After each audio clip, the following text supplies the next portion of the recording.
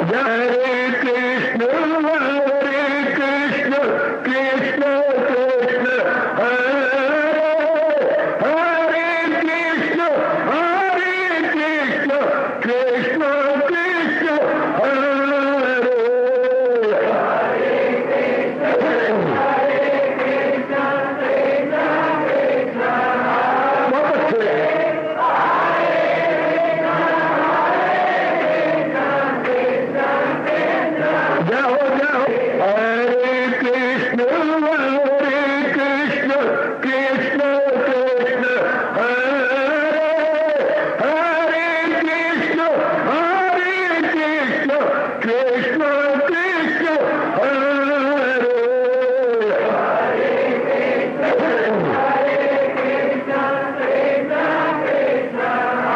बहुत अच्छे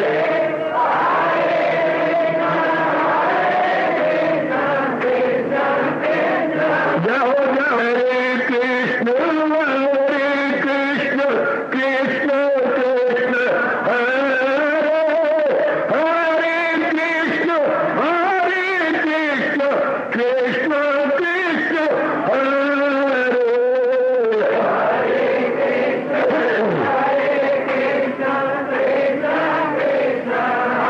बहुत अच्छे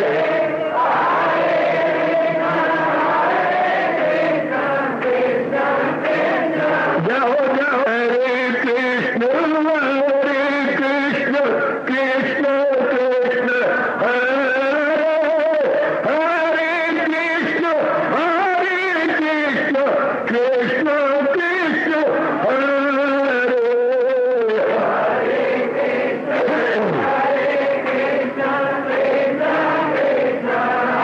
बहुत अच्छे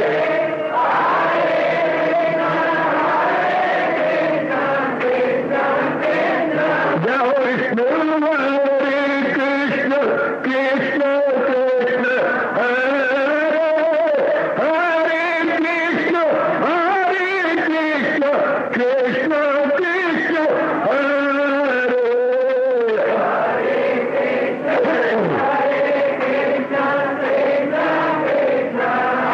बहुत अच्छे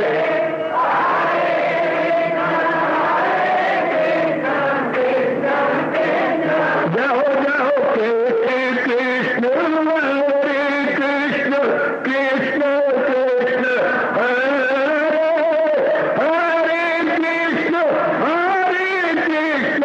कृष्ण कृष्ण हरे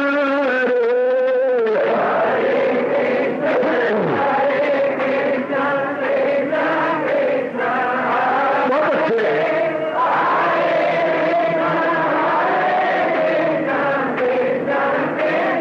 जाओ जाओ हरे कृष्ण कृष्ण कृष्ण हरे हरे कृष्ण कृष्ण हरे हरे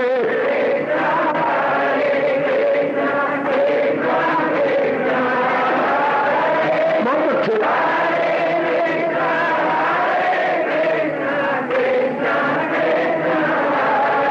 अब अपनी शहनशाह की आज आरती बड़े प्रेम और श्रद्धा से उतारे।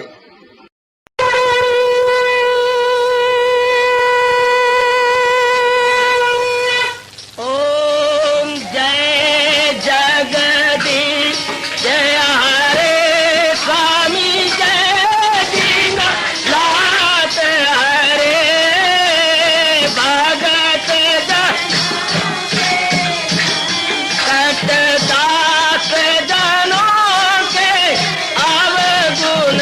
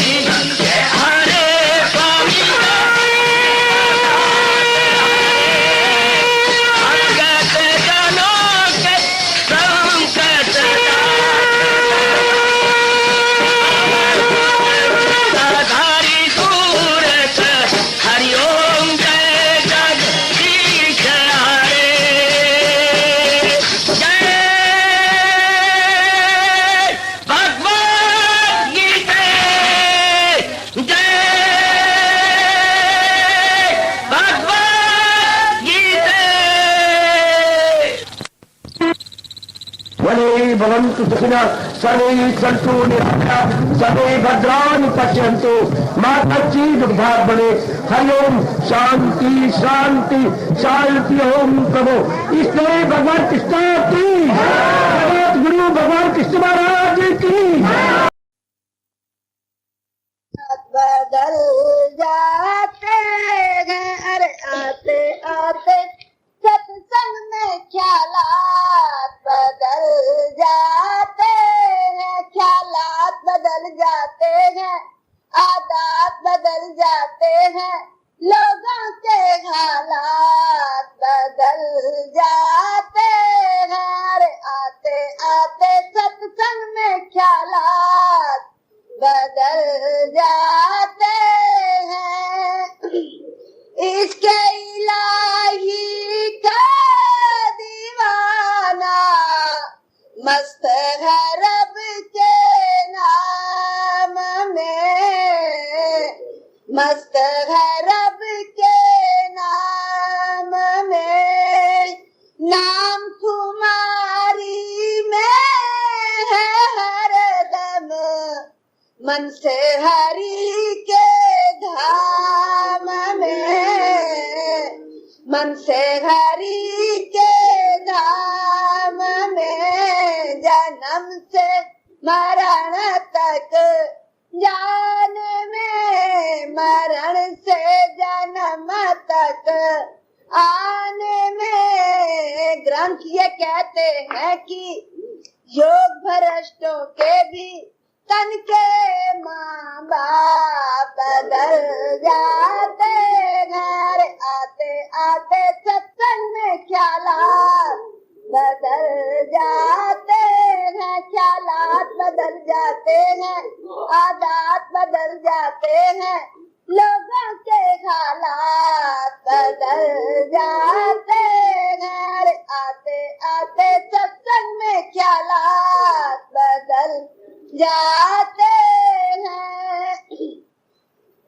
बिलार के शीशे से भी ज्यादा आशिक दिल का साफ है, आशिक दिल का साफ है। नारायण नर के सामने आता गजब का ये इंसाफ है, गजब का ये इंसाफ है। प्रभु जी का दीदार करने में, मन में उनको भरने में, संत ये कहते हैं कि सच्चे आशिक के भी दिन और रात बदल जाते हैं, आते आते सत्संग में ख्यालात बदल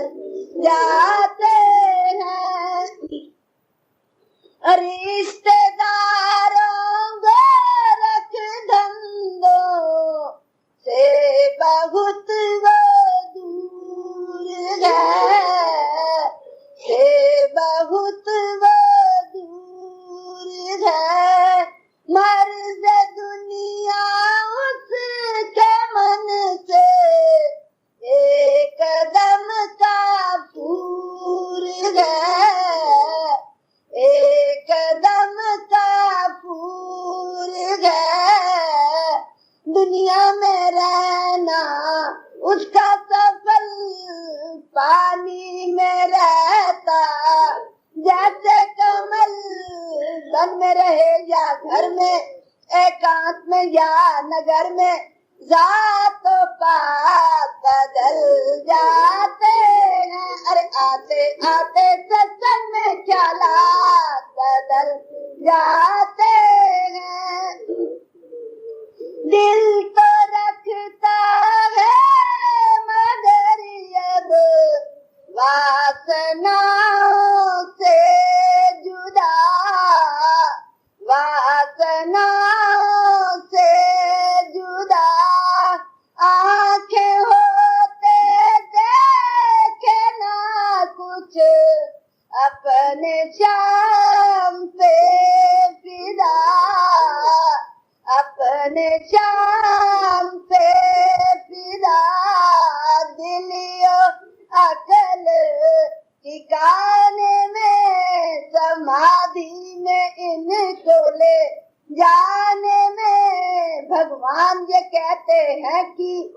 मेरे भक्तों के भी सब जज्बात बदल जाते हैं। अरे आते आते सत्संग में ख्यालात बदल जाते हैं, ख्यालात बदल जाते हैं, आदत बदल जाते हैं, लोगों के हालात बदल जाते हैं। अरे आते आते सत्संग में ख्यालात बदल जाते हैं। वो मेरे कृष्ण की है ये वाणी, मेरे कृष्ण की है ये वाणी। ओ मेरे कृष्ण की है ये वाणी, मेरे कृष्ण की है ये वाणी। इस गीता को सुन के हजारों तर गए इस जहान से, इसका योग कमाने वाले मिल गए उस भगवान से। आज प्रभु की कृपा से हमने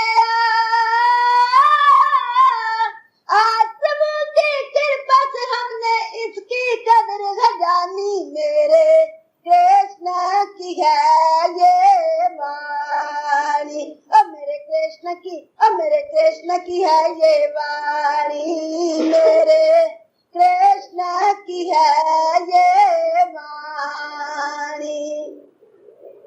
जिस गीता को पढ़कर ऋषिवर बन गए घोर तपस्वी, जिसे गढ़ स्वामी राम तीरथ भी देखो हो गए तेजस्वी। आज उसी को सुन के देखो,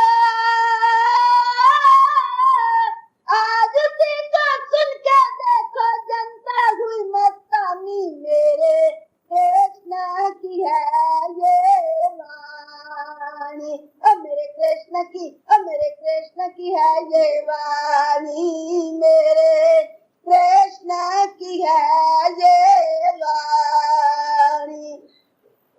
दम निकले प्रभु कृष्ण की खातिर, बस इतना अरमान है।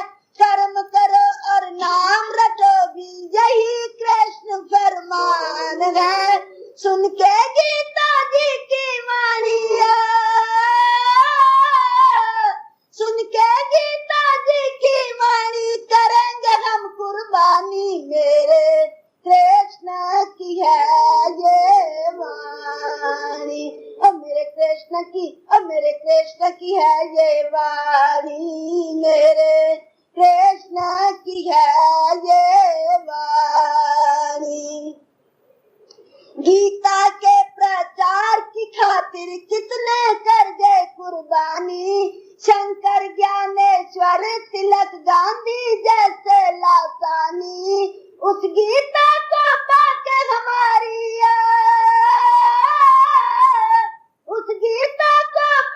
हमारी सफल हुई जिंदगानी, मेरे कृष्ण की है ये वाणी। और मेरे कृष्ण की है ये वाणी, मेरे कृष्ण की है ये वाणी। इस गीता की कृपा से देखो जंगल में हुआ मंगल, मल विक्षेप और रण के मित्रों टूट गए हैं सब संगल। आज हजारों तेरे इसने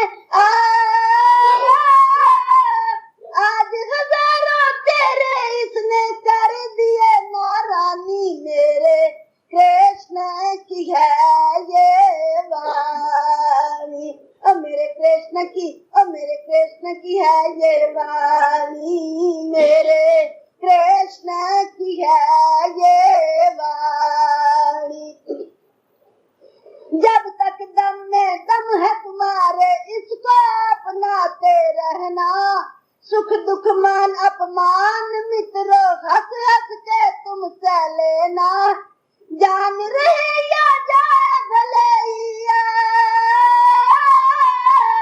जान रहे या जाए भले ही, गीता नहीं बुलानी, मेरे कृष्ण की है ये वाणी। और मेरे कृष्ण ये वाणी, मेरे कृष्ण की है ये वाणी। गीता वाणी सुनने वालों शाबाश शाबाश शाबाश, इस पर श्रद्धा लाने वालों शाबाश शाबाश शाबाश। देख के श्रद्धा तुम सजनों की, देख के श्रद्धा तुम सजनों की, कृष्ण ने बिगड़ी बनानी, मेरे कृष्ण की है ये वाणी। और मेरे कृष्ण की, और मेरे कृष्ण की है ये वाणी, मेरे कृष्ण की है ये वाणी। बालक युवक बूढ़े देखो गीता जी के पैरोकार, गीता कृष्ण की हो रही सजनों चहु और यहाँ जय जयकार। गीता को तुम पढ़ते जड़ते, गीता को तुम पढ़ते जड़ते, मुक्ति जरूर पानी, मेरे कृष्ण की है ये वाणी। और मेरे कृष्ण की, और मेरे कृष्ण की है ये वाणी, मेरे कृष्ण की है ये वाणी।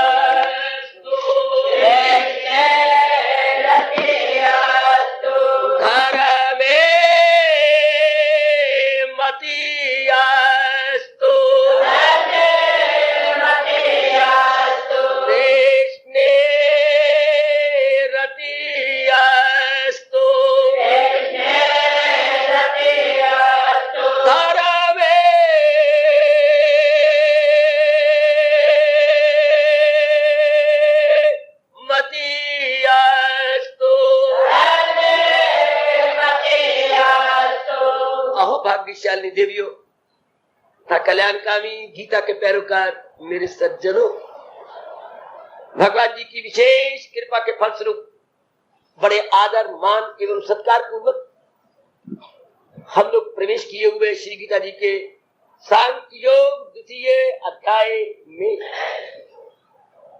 हम इस बात को तो भली प्रकार जान चुके, मान चुके। देखिए मैं क्या कह रहा हूं, जान चुके, मान चुके। गीता का हर शब्द दैनिक जीवन में उतारने योग्य है, वरना वो धार्मिक शास्त्र केवल लाइब्रेरी में रखने योग्य, केवल ग्रंथ के पन्नों में रखने योग्य है। कौन सा जो जीवन में उतारा ना जाए। शास्त्र जीवन के लिए होता है, शास्त्र में छिपा हुआ धर्म जीवन के लिए होता है, शास्त्र में छिपा हुआ ज्ञान जीवन के लिए होता है, शास्त्र में छिपा हुआ उपदेश केवल जीवन के लिए होता है। और जीवन किस लिए होता है? लोक परलोक बनाने के लिए। यदि हमारा लोक परलोक बन जाता है तो वही सच्चा शास्त्र है, वही सच्चा धर्म है, वही सच्चा उपदेश है, वही सच्चा आदेश है, और किसी के द्वारा दिया जा रहा हो तो वही सच्चा संदेश है। गीता पर महापुरुषों का ये फरमान पूर्ण रूपेण लागू हो रहा है। यही भाव अपने मन में रखते हुए मेरे सज्जनों, मेरी कल्याणकामी देवियों, गीता हम सुनते गए, सुनेंगे, यथामति यथाशक्ति इसे अपनाने की पूरी चेष्टा कर रहे गए, करते रहेंगे। और भगवान हमारी इस दिव्य श्रद्धा को निहारते हुए अपनी ओर से और भी दिव्य शक्ति प्रदान करेंगे, ताकि हम इसी जीवन में पूरा पूरा इंसाफ कर सके। किसके साथ? भगवान की वाणी के साथ। किसके साथ? अपने जीवन के साथ। किसके साथ? जो मन में ये एक तरंग उठ खड़ी हुई है कि मैंने कल्याण करना है, करना ही है। अति सुंदर, अति श्लाघनीय, अति प्रशंसनीय, अति अनुकरणीय। हमने जाना कि ये कब काम आता है। क्या उपदेश? जब अहंकारी जीव अपनी मनमानी करता हुआ चारों ओर से झक मार लेता है, चारों ओर से अपनी बुद्धि, अपने विचार आजमा लेता है और हर बार मुंह की खाता है। जैसे उसके मन के भाव होते हैं उसके अनुसार अपने दिन नहीं देखता, क्या अनुकूल बातें न बैठकर प्रतिकूल बातें बनती जाती हैं, दिन बदन दुखों की घटाएं बढ़ती चली जाती हैं। तब इंसान मजबूर होकर, बाध्य होकर, लाचार होकर भगवान के दरबार की ओर एक एक पग रखने लगता है और अंत में आकर उसे यही उद्गार निकालने होते हैं। और वो कहेगा भी क्या सिवा इसके, तबीयत है कमजोर, दिन नर्क। ये उलझन है, अब क्या मेरा धर्म है, मैं क्या करूं। अहंकार छोड़ा, अपनी जिद छोड़ी,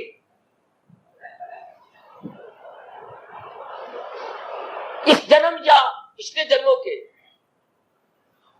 अपने संस्कारों को अर्पण किया, अपनी मन बुद्धि को झुका डाला, जो किसी भी दिशा और दशा में झुकते नहीं थे, इतने अकड़े हुए थे मन बुद्धि, आज वो श्री चरणों में झुके हुए उसे खुद ही दिखाई देते गए। और ये शब्द लबों को स्वयं अनायास स्पर्श करने लगते गए। प्रभु में चेला हो, मेरी मदद कीजिए, जो हो नेक रास्ता बता दी। मैं तो आप ही का शिष्य हूं, आप मुझे शिक्षा दीजिए तो क्या आप शिक्षक हैं, और आप देखेंगे कि मैं आपकी शिक्षा की पूरी कदर करूंगा, शिक्षा के अनुसार अपनी बुद्धि, अपना मन और अपने दैनिक जीवन को बनाऊंगा। अगर मेरे पर विश्वास है मेरे प्रभु, तो मेरी मदद कीजिए, जो हो नेक रास्ता। मैं भटक गया हूं, समझते तो था मैं दाना हूं, पर कर्मों के परिणाम ने मेरी पीठ लगा दी, मेरे अहंकार को तोड़ दिया, मुझे लज्जित कर दिया। मैं आज लज्जित हुआ आपके दरबार में पहुंचा हूं।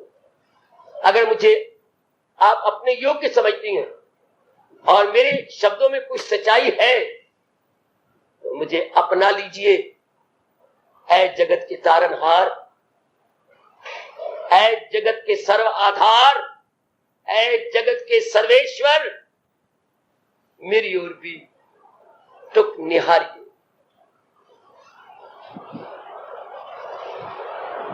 मेरी देवियों, कल्याणकामी मेरे सज्जनों,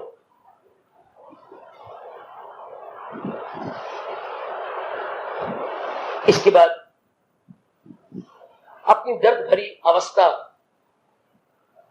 थोड़ा सा अभिभूत प्रकट करता है, क्योंकि मन भरा होता है। जब तक पूर्ण पेन अपने उद्गार निकाल न ले, मन अपने आप में बैठता भी नहीं।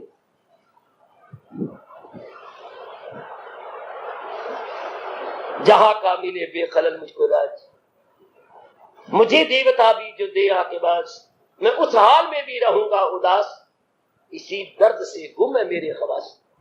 मैं देखता हूं मेरे प्राणनाथ कि इस वक्त इस मेरी दुर्दशा में देवी देवता भी आकर अगर मुझे निष्कंटक राज्य सौंप दे, अर्थात ऐसा राज्य दे दे जो कोई विपक्षी ना रहे, कोई मेरा वैरी ना रहे, निष्कंटक राज्य जिसके राज्य में किसी प्रकार का कांटा ना हो, तो ऐसे आदर्श राज्य को लेकर के भी मैं आंतरिक रूप से अनुभव कर रहा हूं कि जो गम, जो चिंता, जो दर्द, जो बेचैनी, बेकरारी और एवं विक्षेपता उठी है, वो बैठेगी नहीं।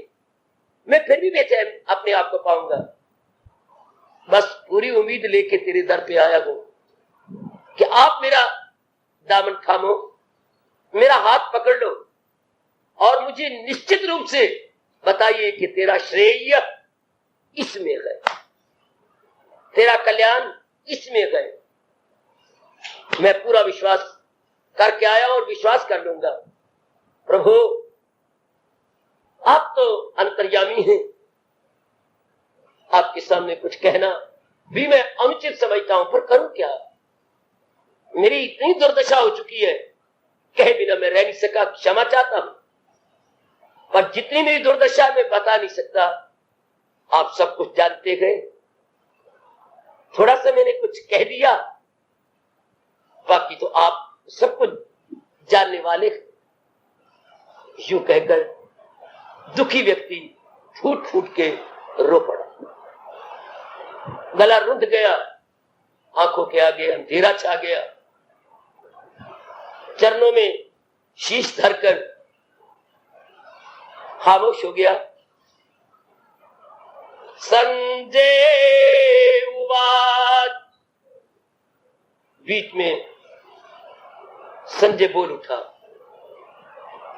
अर्थात धृतराष्ट्र जी के सलाहकार, मंत्री नहीं, शुभ राय देने वाले, शुभ मंत्रणा देने वाले, सारथी, घोड़ों के बग्घी को चलाने वाले।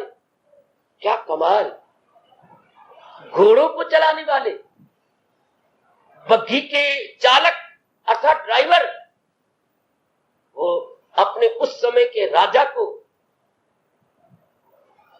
राय दे रहे गए, दूसरे शब्दों में उपदेश दे रहे गए।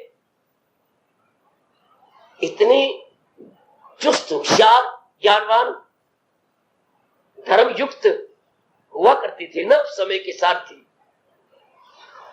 सिर्फ नींद उठाना ही अपना कर्तव्य नहीं समझते थे,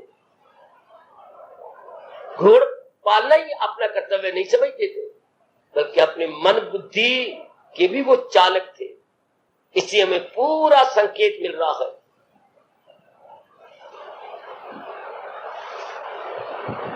अपने राजा को कहने लगे, है तो आप राजा, रज धातु से बनता है, जो सदा प्रसन्न रहता हो। शब्द रज धातु बचे, रज ने प्रसन्न रहना, खुश रहना, गदगद रहना, जो हर समय प्रसन्न रहे। राजा है, राजा धृतराष्ट्र, जो महर्षि वेद व्यास जी ने मुझे दिव्य चक्षु प्रदान किए हैं आपके लिए, तो मैं यहीं बैठा बैठा हस्तिनापुर में जो कुछ इस समय अर्जुन पर बीत रही है, मुझे स्पष्ट और प्रत्यक्ष दिखाई दे रहा है, और मैं शब्दों का सहारा लेकर प्रकट करने जा रहा हूं। आप सुनिए, क्या क्या हुआ संजय। गुड़ाकेश, वो फाताए दुश्मन, वो नींद को भी जीत लेने वाला, बुढ़ाका जमा ईश, बुढ़ाका बोलते नींद को, ईश मेरे स्वामी, इसे वरदान मिला हुआ था, अगर दिन रात की लड़ाई होने लगे तो तेरी आंख नहीं झपकेंगी। देवताओं ने वरदान दिया था, तुझे नींद नहीं आएगी, तुझे सुस्ती नहीं आएगी, तो बहुत स्फूर्ति के साथ, बहुत सक्रिय होकर लड़ता रहेगा। तब से इसका नाम गुड़ाकेश भी पड़ गया अर्जुन का। और आगे कह रही है, परंतप, शत्रुओं को तपाने वाला, शत्रुओं को अपने शेर कर लेने वाला। और हमें तो इशारा किया गया है कि जिसके मन में भगवान के प्रति श्रद्धा है, वो अपने आंतरिक शत्रुओं को, जो काम, क्रोध, मोह, लोभ, अहंकार इत्यादि कहलाते हैं, जरूर जीत लेगा, क्योंकि उसने उसका सहारा लिया है। हाँ, जिसके सामने सबने घुटने टेक दिए। अगर हम बड़े का सहारा ले लेंगे तो छोटे शर्मा जाते हैं कि जरा कुछ को छेड़ा, हाँ तो ये इसके द्वारा बस हमारे भर्ता कर देगा। तो हर गीता का प्रेमी परंतप है, अर्थात फाता ये दुश्मना, फाता मैंने फतेह पाने वाला, विजयी दुश्मना, दुश्मनों पर। अब हमारे कोई बाहर का दुश्मन नहीं है, गीता तो आंतरिक शास्त्र है, गीता तो हमारे मन और बुद्धि पर शासन करती है। शासन करे जो बुद्धि और मन पर, उसे शास्त्र कहते हैं। शास्त्र के शाब्दिक अर्थ लीजिए, जो हमारी मन और बुद्धि पर हुकूमत करे, मन और बुद्धि पर जिसका हक हो, उसको शास्त्र कहेंगे। बहुत सुंदर। तो हम लोग क्या, जो अपने आंतरिक नकारात्मक वृत्तियों को जीत सकती है। अगर ना जीत सकते, भगवान हमें कभी उपदेश नहीं देते। भगवान हमें कभी भी अधिकारी न समझते इतने चोटी को उपदेश का, चूंकि वो अपने श्रीमुख से कह रहे हैं, वो जाहिल और अक्ल में खामखार, न दुविधा में डाले उन्हें होशियार। भगवान कहते ये वाणी उसको नहीं देनी चाहिए, नहीं सुनानी चाहिए। क्या? जो रजोगुणी है, तमोगुणी है, जो जाहिद नहीं, आबिद नहीं, और जिसके अंदर सुनने का शौक नहीं है, जो बदज़बान नुक्ताचीन, जो सुनने का ख्वाह नहीं। सारी गीता सुनाने के बाद भगवान ने ये हमें जोरदार शब्दों में कहा है कि ये ज्ञान उसको नहीं देना चाहिए जिसके मन में श्रद्धा नहीं, प्रेम नहीं, लगनता नहीं, अपने जीवन को कल्याण करने का एक विशेष प्रकार का भाव उत्पन्न नहीं हुआ, इसलिए उसको नहीं। तो भगवान हमें समझती है ना, तभी तो जगा के लाती है। वरना आजकल के गृहस्थ आश्रम में शास्त्रों में आता है, कलयुग में सबसे बड़ी बाधा सुस्ती होगी, प्रमाद होगा, आलस्य होगी, निद्रा होगी। ये सबसे बड़ी बाधा कहा गई। इसके बाद और बाधाएं के नाम आती हैं। इस जमाने में आलस ज्यादा, प्रमाद ज्यादा, सुस्ती ज्यादा है, दीर्घ सूत्रता ज्यादा। दीर्घ सूत्री क्या होता है? एक काम घंटे में कर ये योग्य है, तो दीर्घ सूत्री 2, 4, 5 घंटे लगा देगा। जो काम जल्दी करने योग्य है हमारे से वो होता नहीं, कल युगियों से वो नहीं होगा, क्योंकि वो एक्टिव और स्मार्ट नहीं होते। सतोगुणी ही क्या होता है? सक्रिय, सफुर्ती, संपन्न। तो हम कर सकते हैं ना, ऐसा मन में रख लो। कभी कभी आपके मन में शंका आ जाती है, शायद हम उपदेश ना अपना पाए, तो भगवान आपके साथ मजाक कर रहे हैं क्या? क्यों उन्होंने आपको प्रातःकाल उठा लिया? क्यों उन्हें प्रातःकाल आपको प्रेरणा दी, स्नान करवाया, जाप करवाया, और इतनी सफुर्ती दे करके इतना दूर नगर से बाहर ले आए? कोई बात है, कोई बात है, कोई राज है, कोई विशेष कारण है जो भगवान आपको याद आएगा, अर्थात आप अपना पाएंगे। आप जरूर फाताए दुश्मना बनेंगे, अर्थात परम तप बनेंगे, अर्थात आप विक्ट्री पाएंगे, विक्ट्री ओवर इंटरनल शत्रु। जो हमारे इंटरनल वैरी है उन पर आप जीत लेंगे। ऐसा मन में हमेशा नहीं रख लो, हमेशा नहीं। भगवान सुना रहे गए तो कोई राज है, कोई बात है जो मेरे प्रभु आप कह रहे परम तप ऋषिकेश से कर चुका जब दिया। भगवान को रखा गया नाम ऋषिकेश। ऋषिकेश कोई शब्द नहीं है, शब्द है ऋषिक जमा ईश। अब मैं क्या करूं? हमारी संस्कृत का ये नियम है, संस्कृत के व्याकरण या ग्रामर ये कहती है कि शब्दों को इकट्ठा करके बोलोगे तो बड़ा सुंदर लगेगा, शब्दों को अलग अलग बोलोगे तो समय भी लग जाएगा और अच्छा भी नहीं लगेगा। व्याकरण होती इसलिए है सुंदरता लाने के लिए, संक्षिप्त कर देने के लिए, विस्तार को संक्षिप्त रूप में, अर्थात शब्दों का एब्रिविएटेड रूप व्याकरण बताता है, उसका संक्षिप्त रूप, उसका कंसाइज रूप ये। और संस्कृत का व्याकरण सारे व्याकरणों को मात कर गया, बहुत ही कमाल का। जैसे शब्दों पर उन्होंने मिला दिया है, बड़े सुंदर लगते हैं। वो परिवार अच्छा नहीं लगता जो बट जाए, वो परिवार बहुत अच्छा लगता है क्या? जो विच्छेद न करे, मिलजुल के रहे, जॉइंट फैमिली बन के रहे, सुख में सुख, दुख में दुख, क्योंकि जीवन सुखों दुखों के हिंडोले में से गुजरता है, कभी सुख, कभी दुख, कभी अड़चने। और आजकल के जमाने में जबकि भगवान को जीव नहीं मानता, आजकल के समय में जबकि भगवान के उपदेश को अपने जीवन का विशेष अंग नहीं बनाया जाता, पग पग पे हमें चुनौतियों का मुकाबला करना पड़ते हैं। जानते हो चुनौती किसे कहती है? चैलेंज। आज हमें चैलेंज मिलता है समाज से, अपने दफ्तर से, अपने रिश्तेदारों से, अपने समय से, अपने मिलने जुलने वालों से, अपने आंतरिक संस्कारों और विकारों से। बहुत अच्छे शब्द है। चुनौतियों का कैसे हम डट के मुकाबला करेंगे? किसी शक्तिशाली का सहारा चाहिए। शक्तिशाली कौन होता है? जो सब पे हावी आ जाए उसे बोलते हैं शक्तिशाली। जो सब पे हावी आ जाए वो शक्तिशाली। और सब पे हावी कौन आएगा? जो सर्वशक्तिमान हो। सर्वशक्तिमान ही तो सब पे हावी आएगा, सबको अपने अंडर कर लेगा। हाँ, उसी को तो हम कहेंगे क्या? विजेता। सर्व विजेता, सर्व विजेता, सबको जीत लेने वाला। जी हाँ, वो तो भगवान हो सकती है, जिनको हम सर्व विजेता कहेंगे। इनविंसिबल लॉर्ड कृष्णा, अंग्रेजी में बोलेंगे इनविंसिबल, जिसको कोई जीत नहीं सकता। अजेय, अजेय भगवान कृष्ण, जिसको कोई जीतने में सफल ना हो, तो ऐसा का सहारा लेना पड़ेगा। आज हम चारों ओर देख करके बहुत हैरान हो जाती हैं, कितनी चुनौतियों का मुकाबला आज के गृहस्थियों को करना पड़ता है, पर इनकी मूर्खता है। इतनी चुनौतियों का मुकाबला करते हुए, रोते हुए, झक मारते हुए, फिर भी किसी सबल पुरुष का सहारा नहीं लेते। सबल बल के साथ है जो, फिर भी सबल का सहारा नहीं लेकर निर्बल का सहारा लिया जाता है।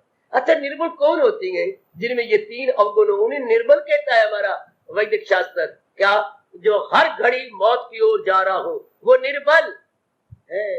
जिनके जीवन के दिन निश्चित हो, निर्बल। और जिनमें इतनी समर्थता ना हो, इतनी कैपेसिटी ना हो, निर्बल। तो संसार के प्राणी पदार्थ निर्बल है, हम इन्हीं का सहारा लेते हैं। एक से मुंह की खाती है, फिर संसारी प्राणी पदार्थ का सहारा, फिर किसी और प्राणी पदार्थ, अरे भाई वो भी तो निर्बल है, वो भी तो निर्बल है, वो भी निर्बल है। सहारा लेना चाहिए था सबल का, जो ऑल पावरफुल है। और वो उनके लिए क्या कहा गया? ऋषिकेश है। वो कैसे शब्द को कितना प्यारा, ऋषिक जमाइश, मैंने अभी अभी कहा। ऋषिक होती है इंद्रियां, ऋषिक मैंने कि 10 इंद्रियां, इनके स्वामी कौन? भगवान कृष्ण। वैसे भगवान ने 10वें अध्याय में कहा है कि इंद्रियों का स्वामी मन मैं। आपने पढ़ा है, तो स्वामी कौन है? मन। और मन के स्वामी कौन है? बुद्धि। और बुद्धि के स्वामी कौन है? भगवान। तो इन सारों को जो अपने कंट्रोल में यूं रखे हुए हैं, जैसे 4 घोड़ों की बग्घी की बागडोर सारथी के हाथ में होती है। कितना अच्छा संबोधन दिया गया मेरे प्रभु को, हमारे इष्ट को। क्या? ऋषिकेश। अब इकट्ठा करो शब्द, पहले संधि छेद कीजिए। ऋषिक जमा ईश, इंद्रियों मन बुद्धि के स्वामी। ये जहां से इशारा मिल रहा है, कौन? इंद्रियों के स्वामी, मन के स्वामी जी। इंद्रियों के और बुद्धि के स्वामी कौन? भगवान। कौन से भगवान? जो हमारे मुर्दा शरीर को चला रहे हैं, जो हमारे निर्जीव शरीर को चला रहे हैं। मुर्दा तो अपनी भाषा बोलेंगे निर्जीव, और जब जीव आ जाए तो सजीव है। डेड निर्जीव, अलाइव सजीव। बुद्धि मन और तन ये सजीव हो जाती है जब आत्मा अपना काम करती है। जब इसके अंदर प्रवेश होकर के ये तीनों जुट पड़ते हैं, लग पड़ते हैं, आहा 4.5 महीने में आपके पेट में मेरी देवियों शरीर बन जाता है। लेकिन इसके बन जाने का मतलब ही क्या हुआ? अगर जीव प्रवेश न करे। जब जीव प्रवेश करता है तब आपके अंदर बना हुआ शरीर हिल पड़ता है। 8 लाख का मकान बना, लेकिन उसमें कोई रहता ही नहीं, तो क्या फायदा 8 लाख रुपया लगाने का अगर कोई ना रहे। शरीर बड़ा सुंदर बन जाए और अंदर जीव ना जाए तो फिर कुछ भी ना हुआ, कुछ फायदा ना हुआ है। अगर जीव ना जाए, क्षमा करना मेरी देवियों समझाने के लिए कह रहा हूं, और उस गर्भ का पात हो जाए तो कुछ फायदा ना आपकी सेहत रही। जो आया वो भी बदकिस्मत, और जिसके पेट में ऐसा शरीर बना वो भी बदकिस्मत, दोनों बदकिस्मत, सिरे नहीं चढ़े। इस तरह जो शरीर बने और भगवान की तरफ न देखे, वो क्या है? उसे गर्भपात तो नहीं कहेंगे, उसे क्या कहेंगे? संसार पात, धर्म पात है, नीति पात। नीति से गिरा हुआ, धर्म से गिरा हुआ, संसार से गिरा हुआ, भगवान की नजरों से पात मैंने गिरा। Fallen, fallen, fallen, not Ryzen up but fall. वो गिरे हुए जीव होते हैं। कौन? जो ऋषिकेश का सहारा नहीं लेते। अच्छा, तो हरिद्वार से ऊपर उस स्थान को ऋषिकेश तो बोलते हैं, बहुत अच्छे। क्या वह भगवान रहते थे? ऐसे तो भगवान सर्वव्यापी है, पर इस अर्थ में तो वहां नहीं नाम रखा गया ऋषिकेश। वहां भगवान के प्यारे तपस्वी थे। तपस्वियों ने घोर तप किया उस पावन भूमि पर, और तप करके भगवान का अनुभव किया, और तप करके क्या मिला? वो स्वामी बन गए। किसके? इंद्रियों के, मन के, बुद्धि के। इसलिए उस स्थान को ऋषिक जमाईश कहा। या कौन रह गए? इंद्रियों के स्वामी रह गए, या मन और बुद्धि को अपने अंडर करने वाले रह गए। इसलिए उस स्थान का नाम ऋषिकेश। तो बड़ा तो इकट्ठा ऋषिकेश बोलते, शब्द तो ऋषिकेश है। वो इतनी तप किया कि वो इंद्रियों के स्वामी बन गए। इंद्रियों के स्वामी कौन? जिनकी आंखें अशुभ नहीं देखती थी, आंखों पर विजय, कि जो शुभ होगा वो देखेंगे, जो अशुभ होगा नहीं देखेंगे। आंखों ने झुका दी। जी अपने कान के स्वामी, जो शुभ होगा वही सुनेंगे, जो अशुभ होगा नहीं सुनेंगे। ये ऐसे तपस्वी कर सकती है। चोटी के भगवान के श्रद्धालु ऐसे अपने अंगों को अपने अधीन कर सकती है। जो शुभ होगा वही बोलेंगे, जो अशुभ होगा नहीं बोलेंगे। वाह! जो शुभ होगा वही हाथों से देंगे लेंगे, अशुभ को न देंगे न लेंगे। जो शुभ स्थान होंगे जिनमें हमारा कल्याण और भविष्य हमारा उज्जवल होगा, वहीं अपने पैरों से चला करेंगे। वाह! उन्हें बोलते थे ऋषिकेश। ये तपस्वी है, अर्थात ये इंद्रियों के स्वामी है। इंद्रियां इन पे शासन नहीं करती, बल्कि ये इंद्रियों के शासक है। इंद्रियों के शासक होते हैं जो, इसका एक शब्द है ऋषिकेश। ऋषिकेश इंद्रियों के स्वामी है जो। इतनी बार बोलने में शर्म नहीं आएगी, इतना बड़ा शब्द बोलेंगे। हम कहेंगे ये ऋषिकेश है, और जैसे जिस स्थान पे रहे हो उस स्थान को कहेंगे ऋषिकेश। और स्थान बड़ा पवित्र स्थान है, जहां इंद्रियों के स्वामी बन गए तपस्वी, और भगवान को खींच दिया एक विशेष रूप में अपने भीतर। इसलिए मेरे देवियों उस स्थान का नाम ऋषिकेश। तो क्या कहा संजय ने? ऋषिकेश से कर चुका जब दिया। इस तरह अपने इंद्रियों के स्वामी, मन और बुद्धि के स्वामी से जब आंतरिक अपनी दुर्दशा का वर्णन कर चुका संजय, हाँ, उसने अपनी आंतरिक दशा का वर्णन किया, तो क्या ऋषिकेश रथ को लेकर पीछे हट गए और मेरा पुत्र विजयी होके वापस आ रहा है? सुनिए तो सही महाराज, क्यों अभी इतने उतावले बनते हैं? नहीं, अभी वहीं खड़े थे, वहीं खड़े। जब वो दशा वर्णन कर चुका तो अब तो लड़ेगा नहीं महाराज, सुनो तो सही। जब इस प्रकार उसने अपने आंतरिक अवस्था बताई अपने ऋषिकेश, अपने इंद्रियों मन और बुद्धि के स्वामी को, तो यूं कह के चुप हो गया वो हंसी। इतनी बात कहने के बाद उसने खामोशी अख्तियार कर ली, कीपिंग मम, चुपचाप हो गया। हमारा मनोविज्ञान बताता है इंसान में बहुत विचार भी हो, बहुत कुछ कहना भी चाहता हो, पर नहीं कह सकता। सीधी क्या बात, ये देखिए कंट्रडिक्शन या प्रश्न विरोधी बात। बहुत कुछ कहना भी चाहता हो, अरे तू बहुत कुछ कहना भी चाहती है, नहीं कह सकती। जब बहुत ज्यादा खुशी हो उस अवसर पर, और जब बहुत ज्यादा गम हो उस अवसर पर, you can not express your feeling. जब भी कोई चीज अति हो जाएगी, अति, हमारे पास एक शब्द अपनी राष्ट्रभाषा का, अति प्रसन्नता, अति शोक। अति शोक का एक शब्द है विषाद। पहले अध्याय का नाम इसलिए विषाद रखा, अति शोक।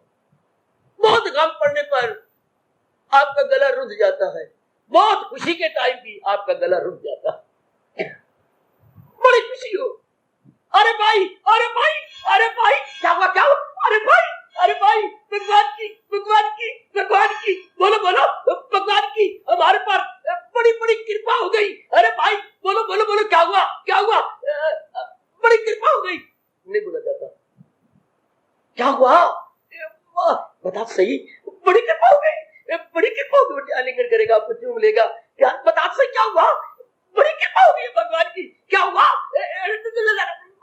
क्या हुआ, करोड़ की लॉटरी निकल आई। देर के बाद बताएगा। इससे बहुत गम और रोता रोता रोता रोता रोता बेहोश हो जाएगा, लेकिन कैन नॉट एक्सप्रेस नहीं कर सकेगा, प्यार नहीं कर सकेगा। यह हमारा भारतीय मनोविज्ञान बताता है कि इन दो अवसरों पर इंसान अपने आंतरिक अवस्था का वर्णन नहीं कर सकता। तो ये बहुत गम में था, इसलिए कितना सुंदर मनोविज्ञान प्रकट किया है। तो यूं कह के चुप हो गया वो, मैं गोविंद लड़ा। फिर शब्द लगाया भगवान के लिए, गोविंद, क्या वो इंद्रियों के स्वामी। फिर वही अर्थ लगा दिया, गोविंद बड़ा प्यारा शब्द है, मन के स्वामी, बुद्धि के स्वामी, गोविंद। आहा आहा आहा, गोविंद, शाबाश शाबाश। या फिर और अर्थ वैसे गोविंद के अनेक अर्थ लगाए गए हैं, लेकिन यही नहीं जुड़ेगा। बड़े अर्थ अच्छे अच्छे लगाए गए हैं, लेकिन हमने स्थान को देखना है, भगवान के फरमान को देखना है। गोविंद का अर्थ गो भी लगाया गया। गो मैंने गौ में, विंद मैंने समूह, गौओं के समूह में रहते थे जो, ये भी डेरिवेशन बहुत अच्छी है, बहुत अच्छी अर्थ है गोविंद। लेकिन यहां तो नहीं, या तो गो का अर्थ लगाना पड़ेगा क्या, इंद्रियां, इंद्रियां, हाँ, इंद्रियों के विंद, जो इंद्रियों के समूह है, इनको कंट्रोल करने वाले, वाकई इंद्रियों को कंट्रोल करने वाले मन, मन को कंट्रोल करने वाले बुद्धि, और इन सारों को कंट्रोल करने वाले भगवान जी, जो अंदर आत्मा मन के टिके हुए, वो गोविंद है। वो भगवान के बाद ऋषियों कहा गया, ऋषिकेश। उसके बाद उन ब्राह्मणों को, ब्राह्मण तपस्वी थे, उन ब्राह्मणों को कहा गया जो पूर्ण रूपेण अपनी मन इंद्रियों पर कंट्रोल कर लेते थे तप द्वारा। हाँ, उन उच्च कोटि के अनुभवी ब्राह्मणों को, जिनकी मन और इंद्रियां कंट्रोल रहते तप से, उन्हें कहते गो गो गो गो गो। गो मैंने इंद्रियां, और उनके साईं गो साईं, गो साईं अर्थात इंद्रियों और मन के स्वामी। लेकिन इतना तप किया कि ये गोसाई बन गए। गोसाई ब्राह्मणी होती है, ब्राह्मणों में सबसे उच्च कोटि की जात। वैसे ब्राह्मण को आ गया कि अगर गुरु बनाना तो किसी गोसाई को बनाओ, हो वो ब्राह्मण, लेकिन हो मन इंद्रियों का साईं, स्वामी, मालिक। जैसे हमारे गोसाई तुलसीदास जी महाराज अपने नाम को भी चरितार्थ किया। आहा, कहां से कहां अवस्था बन गई। हे मेरे राम, तुलसी तो जंगल की घास थी, तुलसी जंगल की घास, तेरे चरणों में तुलसी बन गया तुलसी दास। नहीं तो था क्या जंगल की घास। क्या सुंदर वर्णन किया है। तुलसी कभी जंगल की घास था, तेरे प्रताप से तुलसी बन गया तुलसी दास। उनको हम गोसाई तुलसीदास कहती है। तप से और भगवान की शक्ति से वो इंद्रियों और मन के स्वामी बन गए। तो गोविंद का भी यही अर्थ है। तो गोविंद कह के चुप हो गया, मैं नहीं लड़ता। क्यों? मैंने देख लिया कि ये क्या है, आगे कुछ नहीं कह सका, क्योंकि मन भरा हुआ था दुख के अंदर। दुख में ज्यादा बोला नहीं जाता और सुख में भी ज्यादा बोला नहीं जाता। तो भगवान कहती हैं, हाँ, वो योग जो इंसान को बहुत आनंदित कर दे, वो भी योग नहीं होता, वो जनता के काबिल नहीं है। और जो संसार का गम बहुत ज्यादा गम में मुबतला कर दे, तो वो भी अच्छा आदमी नहीं है। एक बड़ा योग कमाया, बहुत पसंद रहता है, वो आपको समझा ही नहीं सकेगा।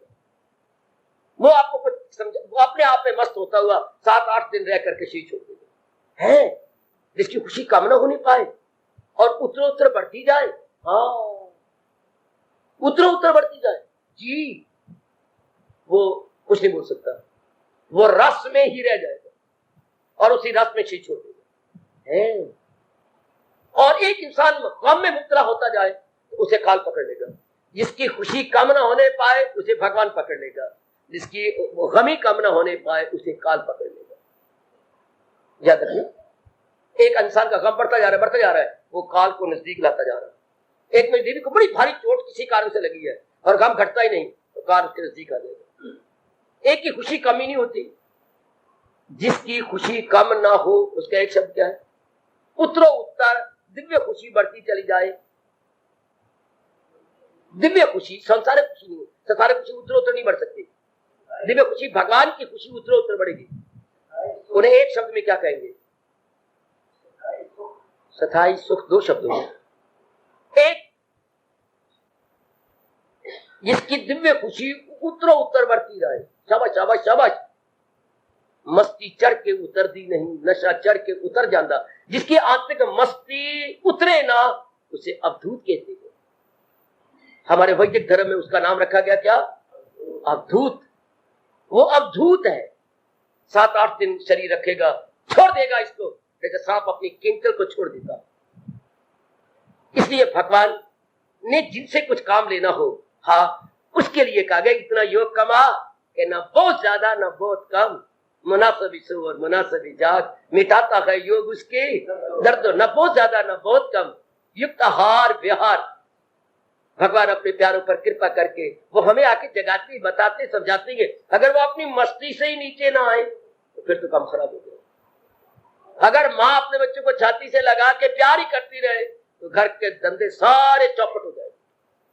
नहीं, बात सबसे आप पालने में डाल देना, पालने में डालो, और अब घर के काम भी तो करने हैं ना, कि बच्चे को ही अपनी गोद में रखना है। हाँ, जो शांति को, खुशी को, भगवान की खुशी मिली और उसे ही अपने अंतःकरण में रखे, तो वो तो फिर संसार के काम, भगवान के काम के तो हो गए और संसार के काम के ना। पर भगवान ऐसा चाहते नहीं। भगवान कहते नहीं, जो खुशी ली है इसको प्रसाद रूप में औरों को भी दो, जिस तरह ली है वो साधन ही बताओ। इसलिए भगवान ने योग में कहा ये ताल रास्ता बहुत, medium path is the best path, neither too high not too low, in between is the best, medium is the best।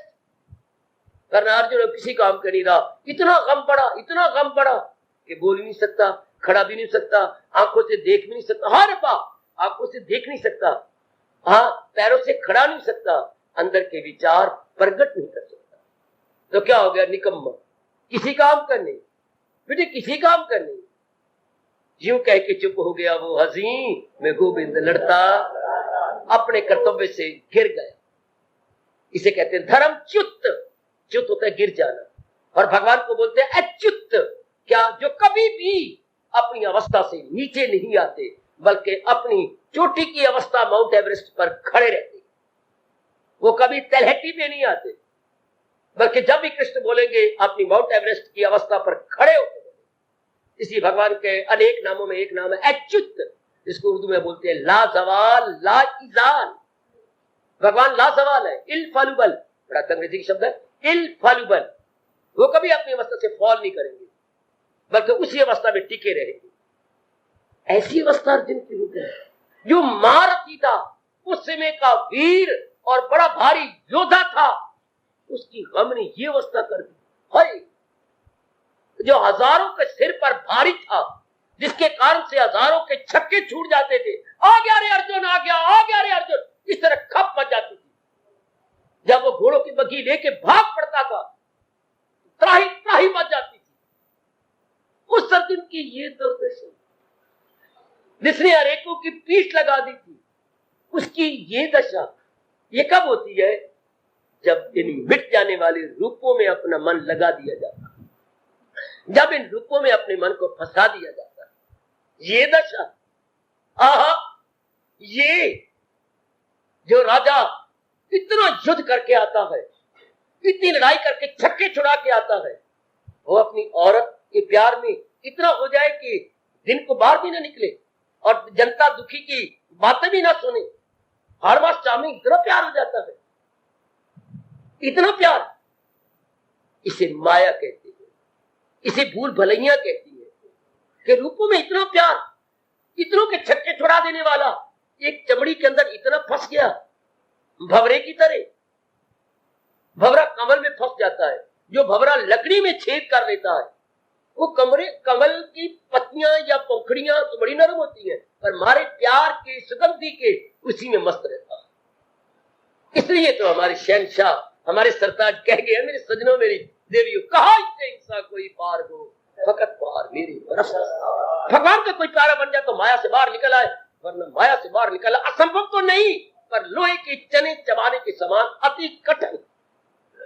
कोई बिरला, और देवियों में तो कोई बिरली देवी भगवती मातेश्वरी बनकर इस पे मन पे हावी आ जाए, मन को अपने कंट्रोल कर दे, अपने निग्रह कर दे।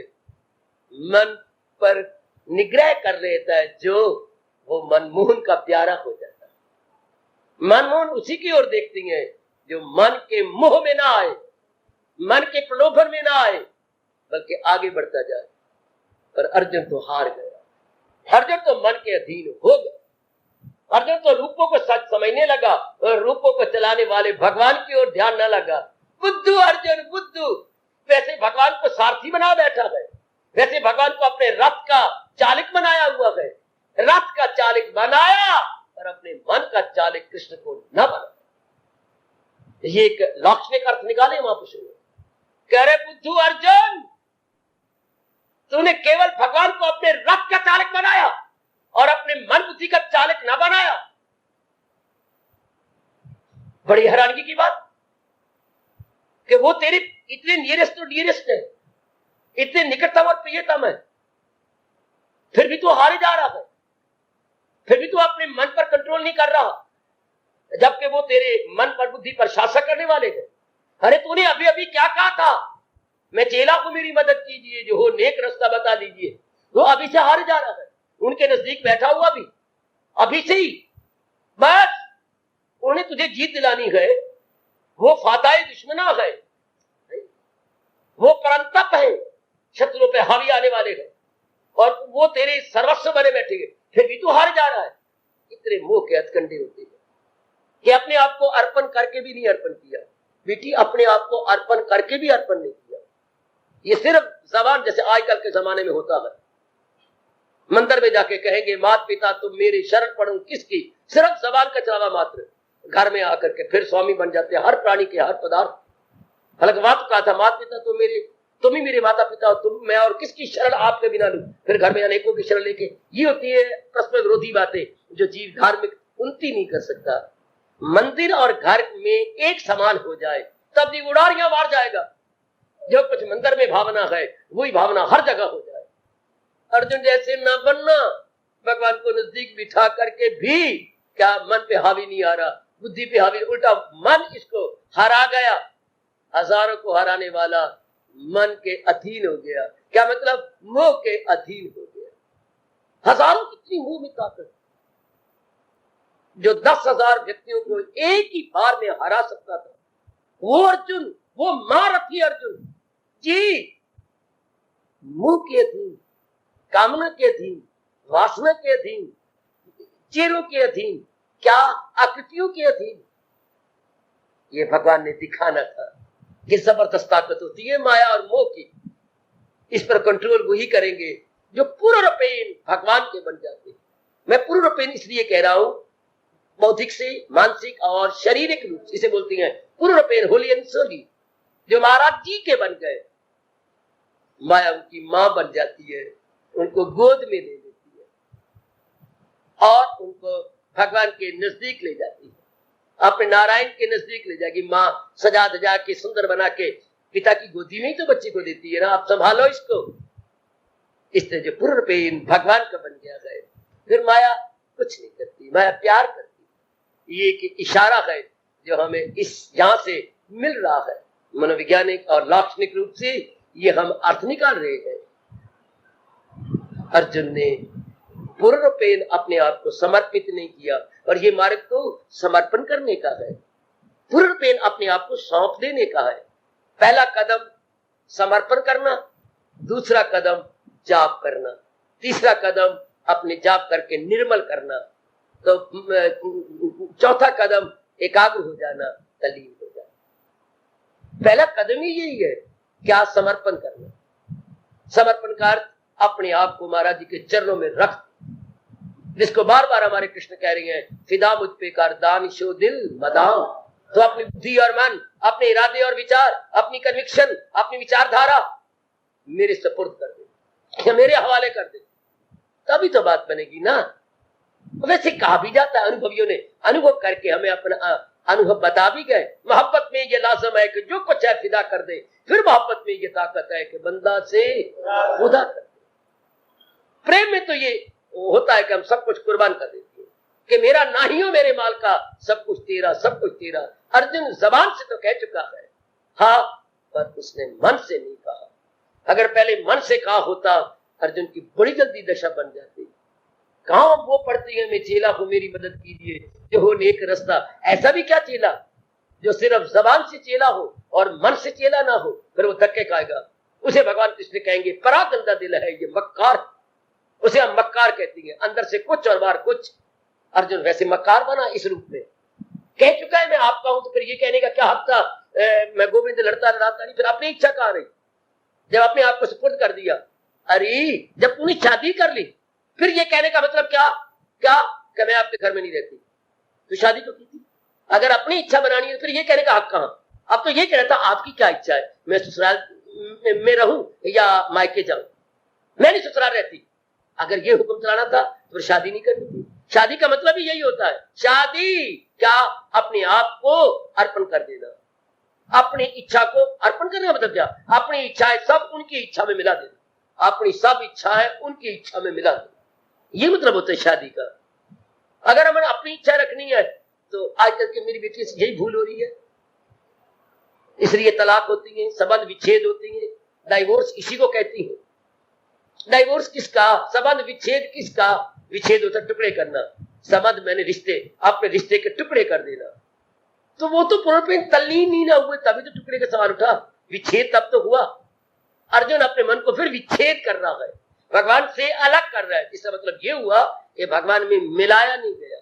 हाँ, गंगा में वो चला गया, गंगा में चला गया, गंगा में चला गया, चारों ओर आवाज है गंगा में चला गया, हाय गंगा में चला गया। अभी 4-5 बार ऐसा कहा ही होगा रिश्तेदारों ने। हाँ, निकल आया। अच्छा, गोता मारा होगा। हाँ, केवल गोता मारा था। तो अर्जुन जब इस तरह बातें करने लगा तो क्या समर्पण कर गया? नहीं, केवल गोता मारा था। जो गंगा में चले जाती हैं वो भी कभी बाहर निकलती हैं? नहीं, गोता मारना कुछ और है, गंगा में एक मेट हो जाना, सब्लिमेट हो जाना कुछ और है। इट इज ओनली मर्ज, वो मर्ज हो गया, सब्लिमेट नहीं हुआ। सब्लिमेट होती है खांड की बनी हुई मिश्री पानी में सब्लिमेट हो जाती है, एक में हो जाएगी, फिर आप निकाल ना पाएंगे। हाँ, पत्थर केवल मर्ज होता है, फिर हम उसे बाहर निकाल लेंगे। वाह, अर्जुन केवल मर्ज तो हुआ भगवान की जात में, यूं कह के मैं आपका हूं, पर अपने आप को मिटाया नहीं। भक्ति उनसे नहीं होती जो अपने आप को पूर्ण रूप से सौंप न दे। भगवान मुस्कुराए कि ये क्या, अभी तो मेरे हवाले कर रहा था और अब ये क्या कह रहा है, मैं गोविंद लड़ता लड़ाता नहीं। मैं क्या मतलब, जो कुछ आप कहेंगे वो नहीं मानूंगा। ये फिर कैसे समर्पण हुआ? ये सेल्फ सरेंडर कैसी हुई?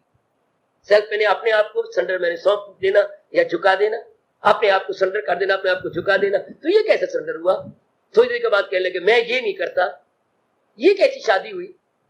मैं आपके घर में 1 महीना रहा करूंगी, फिर 4 महीने माँ बाप की, ये कैसी शादी हुई? जो अपनी इच्छा रखेंगे। नारी जाति विशेषकर हिंदुस्तान में कभी भी प्रशांत ना हो पाएगी जो पूर्ण पेड़ अपने आप को सौंप न दे, पूर्ण पेड़ अपनी सब इच्छाएं श्री चरणों में रख न दे, वो कभी शांत नहीं हो सकती। शांत इसी तरह वो भगत कभी भगत नहीं कहलाएंगे अगर अपने मन को क्या पूर्ण पेड़ देती नहीं। भक्ति तो मन का विषय है, और भगत कौन? जो विभगत नहीं। कितना अच्छा महापुरुष कह गए, विभगत में not divided into so many parts, not divided. विभाग शब्द होता है हिंदी में, विभाग क्या, किसी चीज के टुकड़े करना। विभाग, मैंने इस चीज के टुकड़े कर दिए थे, मैंने कहा विभक्त, ये वस्तु मेरे द्वारा विभक्त हो गई। विभक्त मैंने divided by me, such world thing divided by me, तो सब कहेंगे विभक्त हो गई। तो भगत कौन? जिसका मन विभगत नहीं। वो बड़ा क्लियर किया, जिसके मन के टुकड़े नहीं हुए, टुकड़े को सारों को जोड़ करके भगवान के हवाले कर दिया, वो भगत है। Not divided into so many parts, whose mind is not divided into so many parts, he is really to be called Bhakt of Lord Krishna. उसने अपने मन के टुकड़े नहीं किए, बल्कि जो माँ बाप है, भाई पति पत्नी के साथ अपने मन को बांटा हुआ था, उस बंटवारे को इकट्ठा कर दिया और महाराज जी के चरणों में सौंप दिया है संपूर्ण माइंड। हार्दिक धन्यवाद, हार्दिक आशीर्वाद।